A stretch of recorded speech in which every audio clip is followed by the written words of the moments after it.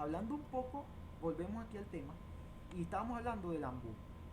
En este caso el BBM es el denominado ambú.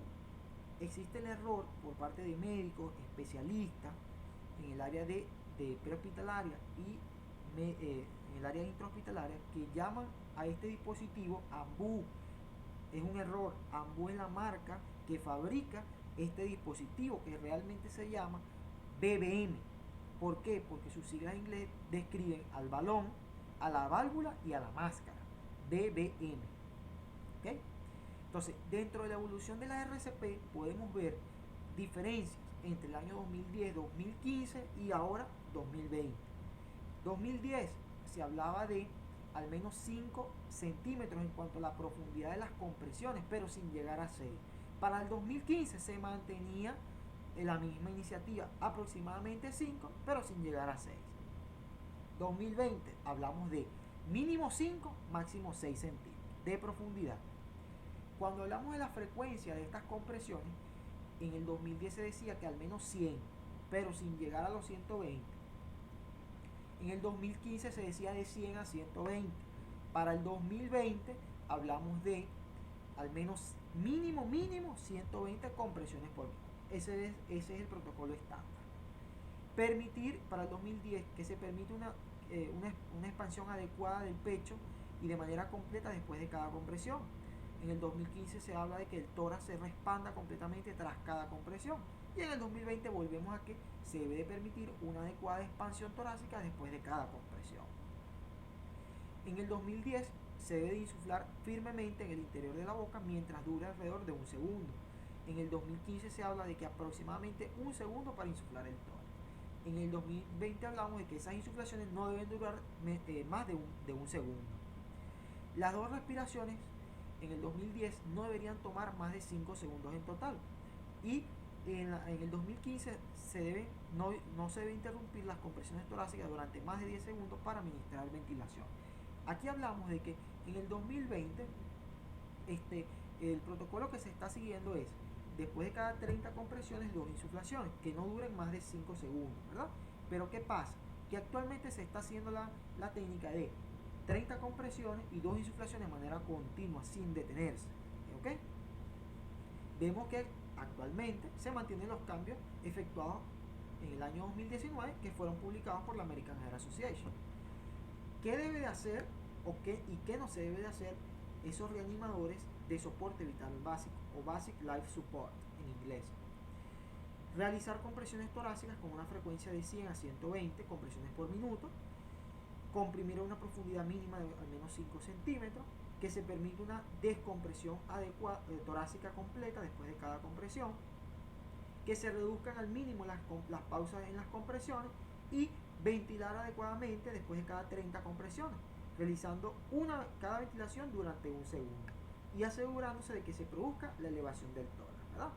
Eso es lo que se debe de hacer. Entonces hablamos de una RCP de alta calidad. En cambio, las RCP que no son de alta calidad y que tienen reanimadores que no son aptos para dichas maniobras, entonces, ¿qué hacen? Comprimen con una frecuencia menor de 100, a una profundidad menor de 5 centímetros, se apoyan en el pecho entre cada compresión, interrumpen las compresiones por más de 10 segundos y además hiperventilan al paciente. Estos son errores que generalmente se producen por esos rescatistas, ¿ok? Vemos e insistimos en la frecuencia de las compresiones. Anteriormente se hablaba de mínimo 100, actualmente 120 es lo mínimo que se debe realizar. Las profundidades vemos que para la actualización del 2019 nos habla de al menos hasta 6 centímetros en adultos, hasta 5 en niños y hasta 4 centímetros en lactantes. Otros aspectos importantes: evitar una excesiva ventilación, reducir al mínimo las interrupciones de las compresiones torácicas y permitir una expansión torácica completa después de cada ciclo de compresión. ¿Cuáles son los errores más frecuentes en esta reanimación? Bueno, el paciente, el rescatista, el reanimador, cruza las manos, no coloca los brazos firmes, flexiona los codos, masajea al paciente y se balancea sobre el paciente, en vez de producir un movimiento concéntrico producto de esa fuerza proveniente del tronco que se va a transformar en energía cinética y que se va a desplazar a lo largo de los miembros superiores hasta el centro del pecho. Hablamos de la letra D, que consiste en la desfibrilación, y utilizamos este aparatico denominado desfibrilador externo automático.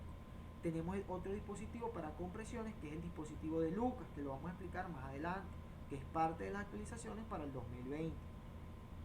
¿Cómo es la colocación correcta de los electrodos del desfibrilador? Se debe colocar en una posición anterolateral, anterior y lateral, para abarcar la mayor cantidad de las caras del corazón. Vemos aquí una comparación entre lo que es la eficacia, es decir, la tasa de supervivencia de la RCP medida en tiempo. Vemos que cuando hacemos una desfibrilación retrasada, pasada ya los 10 minutos de haber ocurrido el evento, vemos que la tasa de supervivencia es que no llega al 2%, no llega al 2%.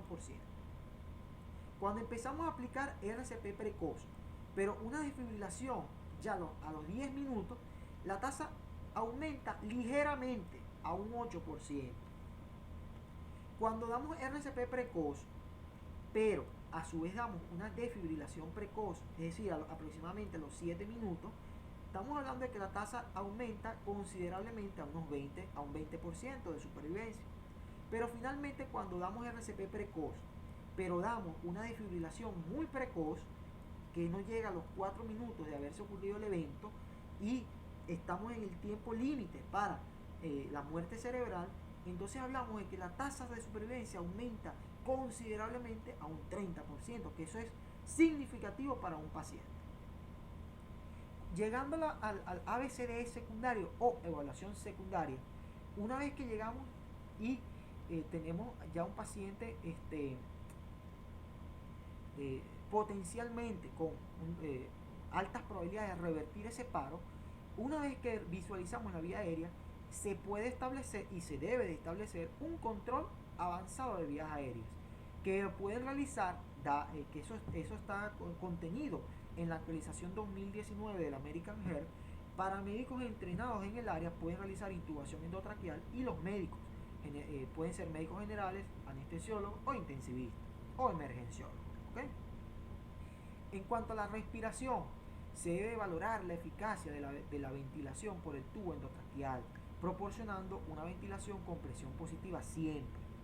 Cuando vamos a la circulación, se debe de obtener un acceso intravenoso para la administración de líquidos y medicamentos.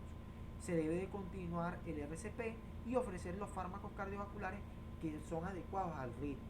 Y realizar diagnósticos diferenciales, es decir, mientras se realiza toda esta evaluación secundaria, identificar las posibles causas de ese paro cardiorrespiratorio para poder establecer un diagnóstico diferencial que nos permita revertir esas causas, y así poderlas identificar y poder realizar un tratamiento más específico.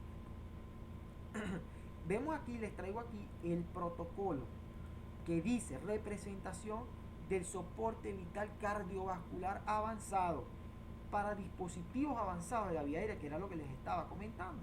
En el contexto extrahospitalario hay una alta tasa de éxito de intubación endotraqueal, ¿verdad? Con oportunidades óptimas de entrenamiento, es decir, si el rescatista tiene buen entrenamiento en la colocación de tubo endotraqueal, se puede utilizar dispositivos supraglóticos o tubo endotraqueal per se. Pero existe una baja tasa cuando las oportunidades de entrenamiento son mínimas, es decir, que esto hace énfasis a que los equipos de emergencia deben de estar en constante aprendizaje y entrenamiento para que las tasas de éxito sean las mejores, sean de alta calidad, la RCP, y entonces tengamos una mayor tasa de supervivencia. Vean que dice aquí: los servicios de emergencias que realizan intubación deben ofrecer un programa de mejora continua de la calidad para así poder minimizar las complicaciones y realizar un seguimiento en las tasas generales de éxito. En el contexto hospitalario nos indica que profesionales expertos y entrenados en procedimientos avanzados para la vía aérea, o sea que lo pueden realizar este tipo de profesionales, ¿ok?